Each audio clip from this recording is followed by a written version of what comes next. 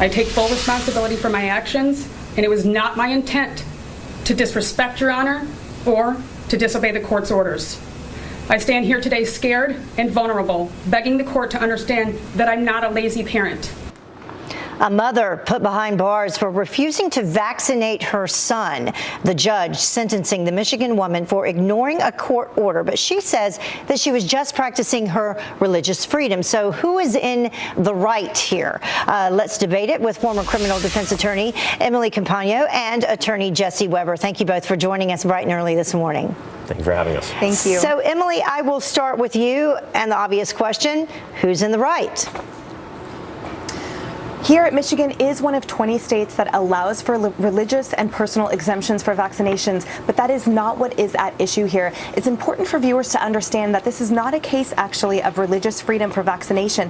It's that this mother signed the court order agreeing she would vaccinate her child in a custodial battle. So she's being held in contempt not because she's refusing to vaccinate her child, it's because she's refusing to comply with that signed court order. Well, that is ironclad. And we're taking a look at some of the maps here and the states impacted in different ways. 47 states with religious exemptions, of which Michigan is one. 18 states with personal exemptions, of which Michigan is one. But then there are also states with no exemptions. There are only 3, and Michigan isn't a part of that. Jesse, what do you think?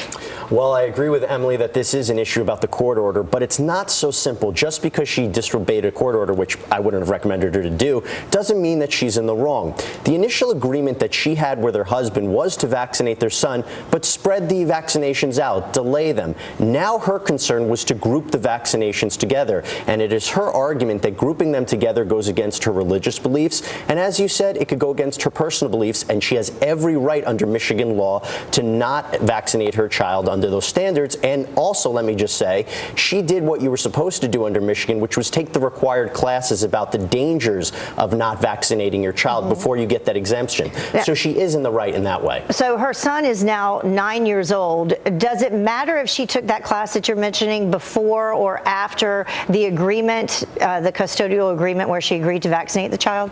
Well, the danger is she already signed that and her attorney signed it. So technically what before taking the class. Right. What she should have done was modify the agreement with her husband, get some modification. Her grounds for doing so are just. You have a religious exemption, you're allowed to do it, but you can't go against a court-appointed document or a court order. That's where she was in the wrong. Emily, also, she is the primary caregiver in this situation. How does that impact the court's decision?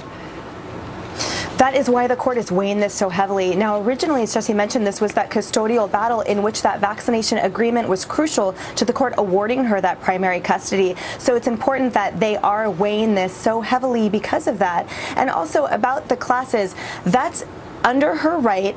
Absolutely her right, but it's not necessarily required. And so here she has that kind of feasibility that she can move forward with this. It's also important to note that she argues, well, my attorney signed it, but in the eyes of the court, it's the same thing, whether it's the attorney or you. So if she's really arguing that it was somehow without her knowledge, then that's a whole host of other issues about filing malpractice. But it's important to note, again, when you sign on that line, it's ironclad. And Jesse, other people watching this case, obviously, how do you think this could impact other cases moving forward? Well, the funny thing is there's no constitutional protected right to have a religious exemption to vaccines, but it's opening the dialogue. We're in the beginning of this evolving stage of the law, and we're going to have to see where it goes. Again, as Emily said, this is not so much an issue about religious exemptions. It's more an issue of if you get ordered by the court to do something, you better follow it or you get in trouble. And Emily, you get the final word on this, how it will impact things moving forward.